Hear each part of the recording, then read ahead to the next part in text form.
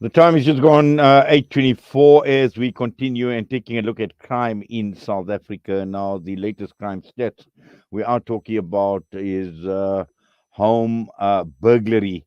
And we know that there are many hotspots around the country, and an average of over 500 homes are broken into every day in South Africa. And this is what the stats revealed between January and March this year.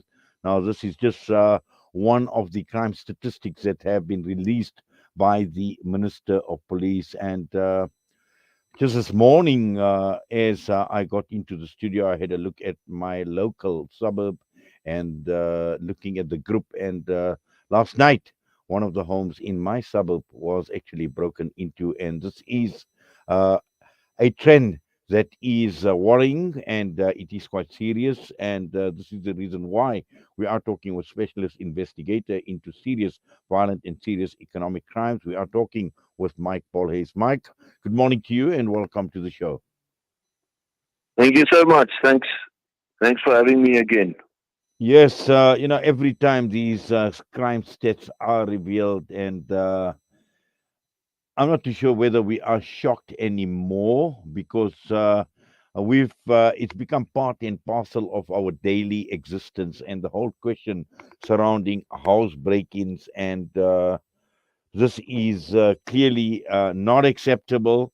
But just looking at your reading into the situation when stats like these are revealed, what goes through your mind, Mike?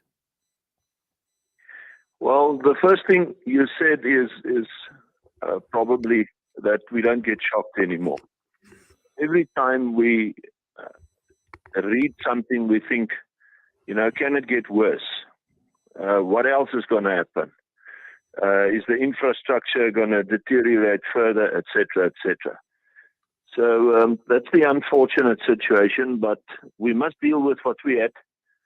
And the crime statistics is most probably not even 100% because there's a lot of crimes that aren't committed, aren't reported. And there is a lot of more crimes committed. And we know this because the public, many a times, especially the very poor, don't have the ability or the know-how or even the assistance to open up cases and are veered away and not assisted. And the rest of the public, a lot of them just don't have no trust in the authorities. In other words, there's crimes committed against them, but they don't report it because of fear that there will nothing come of it, or even the police, which many a times is corrupt and involved in these crimes, could retaliate and act against them and not assist them. So it's a much more uglier situation that what we see in the newspaper. It's actually much more. And then we must take in consideration the severe poverty in our country. There's only about 10% people in South Africa that are really the haves. The others most of them are living on the breadline and just barely making it. And then there's a great percentage that's living in poverty, I would say up to 60%.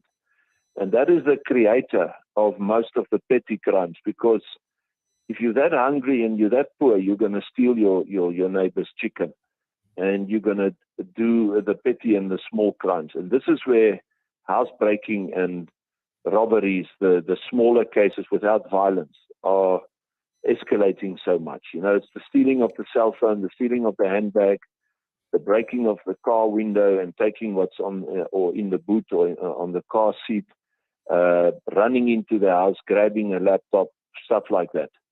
And those crimes are unfortunately mostly not even mentioned. I'm sure that if all the crimes that are committed, any crime committed, mentioned, we would have had much higher numbers. Well, definitely, Mike. And also, I think when one looks at these crimes and looking and unpacking, poverty is one issue, but also looking at, you mentioned infrastructure, and we have a serious problem with infrastructure. We have this problem with load shedding. We have the problem where suburbs are in total darkness. and this makes it fertile ground for criminals to come and operate within the suburbs or the areas.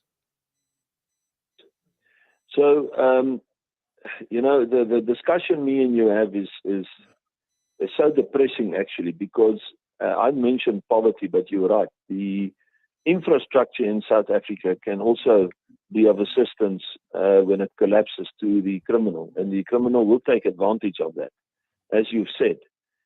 But what bothers me is that all kinds of infrastructures are collapsing, and that puts the public in a mindset of I can commit crime and I can get away with it, or I actually have to commit crime to survive. So how do you deal with that when you have ignorance, a lot of ignorance, where you have a lot of people in our country that actually don't really realize what is the consequences of crime, and that crime begets crime. In other words, if a person commits crime and he can get away with it, another person sees it and will join, not might join, will join.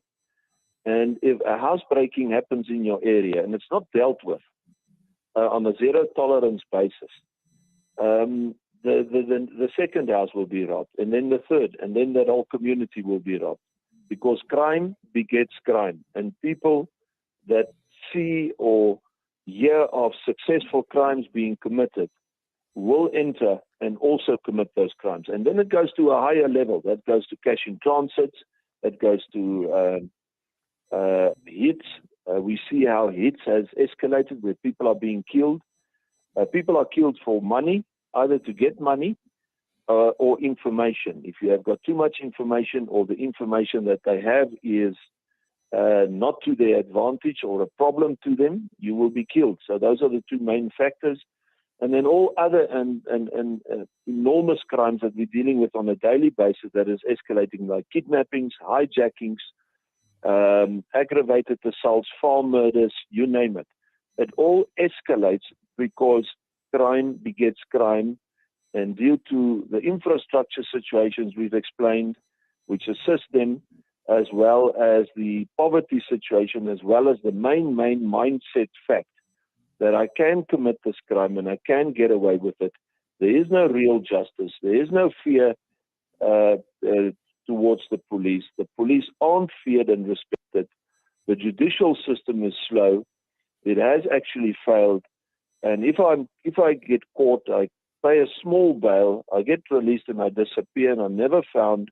All those factors plays a very serious role in the mindset of the people today that considers to commit crime and then do it, because all these factors that I've just mentioned is to their advantage rather than being a deterrent.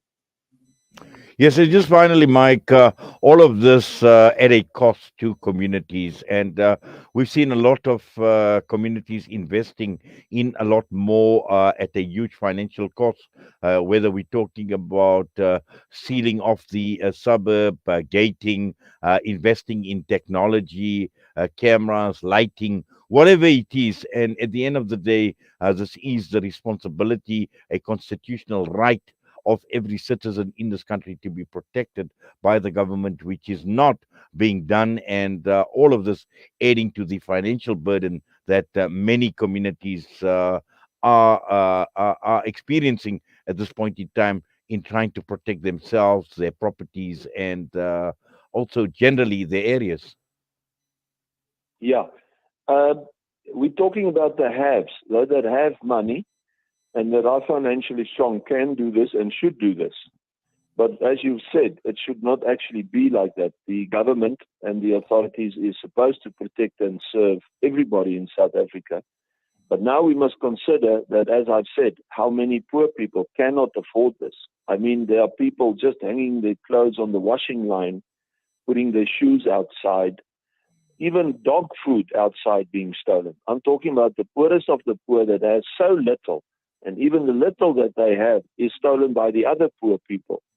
So it's a dire situation. But technology, and if we come back to your first statement on the suburbs and those who can afford it, technology might bring a difference. However, I have to warn everybody there. Even though the police now has been given permission to infiltrate all communications, which is a good thing, it might deter a lot of criminals. However, anything God has created for good for us, Satan will use for evil. So I can assure you the criminals will also be on the same level. Remember, the criminals of today, they drive the BMWs. It's unfortunately the police that drives the old yellow and blue Toyota vans.